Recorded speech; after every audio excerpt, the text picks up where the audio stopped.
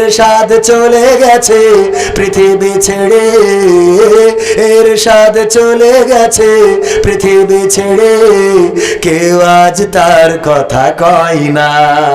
যেই সেনাবাহিনী আমার, সেই সেনাবাহিনী বলে আপনি শিগগিরই দাদার দেশে চলে যান, কথা কয় না। যেই সেনাবাহিনীরে আমি টাকা দিয়ে পুষলাম, যেই সেনাবাহিনীর, যেই পুলিশ, যেই বিএসএফ, যেই বিডিআর, যেই এনএসআই, যেই ডিজিএফআই সব আমার খায়, ওরা আবার এখন কয় ম্যাডাম আর আমাদের দ্বারা সম্ভব না, আর আমাদের দ্বারা সম্ভব না, এখন আপনার যাওয়ার সময় হয়ে গেছে রে। ঠিক না বেঠে? আল্লামা সাঈদী কোরআনের পাখি 13টা বছর কারাগারে ছিলেন। আল্লামা মামুনুল হক আমার মাহফিলে এসে বললেন, কারাগারের একটা স্মৃতিচারণ করলেন। আল্লামা মামুনুল হক জামাতের লোক নাকি? না, জামাতের লোক না, উনি হেফাজতের লোক। আল্লামা মামুনুল হক উনি জনাব শাইখুল হাদিস আল্লামা আজিজুল হকের রাহিমাহুল্লাহর সন্তান।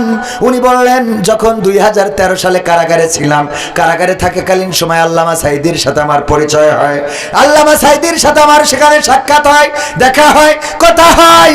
সেই সময় তিনি আমাকে জানিয়েছেন, ওগো মামুনুল হক সাহেব, এই বাতিল সরকার, এই স্বৈরাচার সরকার আমাকে প্রস্তাব করেছে, আমি যদি টাকা চাই, আমি যদি ক্ষমতা চাই, আমি যদি নেতৃত্ব চাই, সব দিবে, যদি আমি স্বীকার করে নিই যে আমি ইসলামী আন্দোলন ছেড়ে দেব, আমি আর কোরআনের পক্ষে কথা বলবো না, আমি আর কোরআন কায়েমের জন্য স্লোগান দেব না, যদি এই কথা বলি তাইলে জেল থেকে ছাড়বে তো ছাড়বে, বরং তাদের দলের এমপি মন্ত্রী বানাবে রে।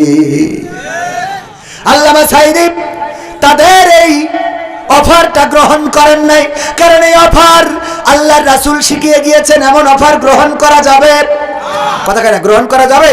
গ্রহণ করে নাই, বরং জেলখানাকে মেনে নিয়েছেন।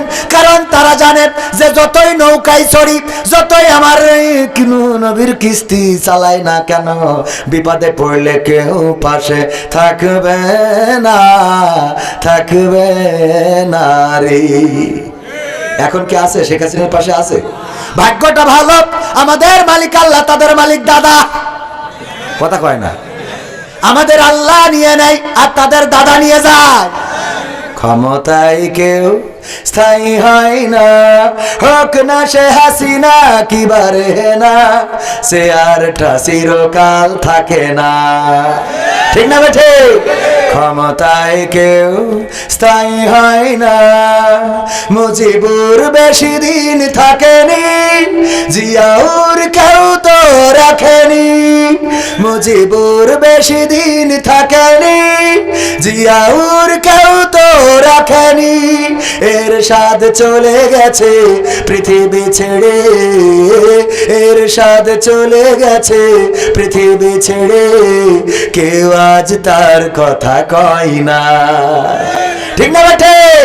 ক্ষমতায় কেউ স্থায়ী হয় না, হাসিনা ক্ষমতা ধরে রাখতে আয়না ঘর বানিয়েছিল, জনগণের রোশনালে দাদার দেশে পালিয়ে গেল, হাসিনা ক্ষমতা ধরে রাখতে আয়না ঘর বানিয়েছিল, জনগণের রোশনালে দাদার দেশে পালিয়ে গেল, ডিবি হারুনের পাশে আর, ডিবি হারুনের পাশে আর পরিমণিদের দেখা যায় না, ঠিক না? বে ঠিক বলে দেখা যায়?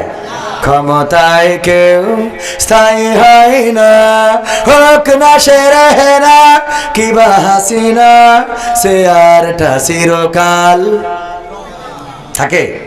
এই চেয়ার চিরকাল থাকে না। ফেরাউনের ছিল না, নমরুদের ছিল না, আবু জাহেলের ছিল না, আব্রাহার ছিল না, কারুনের ছিল না, হামানের ছিল না।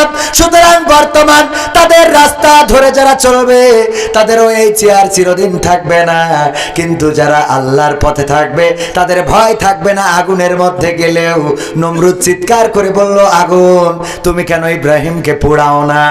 ওগো আগুন, তোমার কি দাহ্য শক্তি নাই? তুমি প্রাণের শক্তি কি হারিয়ে ফেলেছো? কেন জ্বালাও না?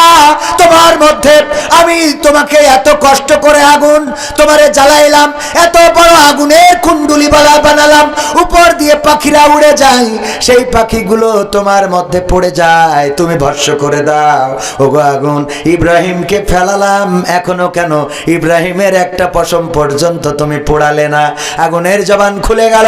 আগুন বলল, ওগো নমরুদ শুনে নাও, আল্লাহ রাব্বুল আলামিন আমাকে বলে দিয়েছেন, ইয়া নারু কুনি বারদাও ওয়া সালামান আলা ইব্রাহিম। আল্লাহ বলছেন, ওগো আগুন, তুমি ইব্রাহিমের জন্য ঠান্ডা তো হবা, সেই সাথে আরামদায়ক হয়ে যাও। শুধু ঠান্ডা হলে হবে না, তুমি আমার ইব্রাহিমের জন্য আরামদায়ক হয়ে যাও, না শীত না গরম। ইব্রাহিমের জন্য আগুনের মধ্যে চেয়ার তৈরি হয়ে গেল, সেখানে বসে রইল। আর নমরুদ নিজেই আক্ষেপ করে, আহারে কি করলাম আর কি হয়ে গেল। যেই সেনাবাহিনী আমার, সেই সেনাবাহিনী বলে আপনি শিগগিরই দাদার দেশে চলে যান। কথা কয় না? যেই সেনাবাহিনীরে আমি টাকা দিয়ে পুষলাম, যেই সেনাবাহিনীরে, যেই পুলিশ, যেই বিএসএফ, যেই বিডিআর, যেই এনএসআই, যেই ডিজিএফআই সব আমার খায়, ওরা আবার এখন কয় ম্যাডাম আর আমাদের দ্বারা সম্ভব না, আর আমাদের দ্বারা সম্ভব না, এখন আপনার যাওয়ার সময় হয়ে গেছে রে। ঠিক না বেঠে?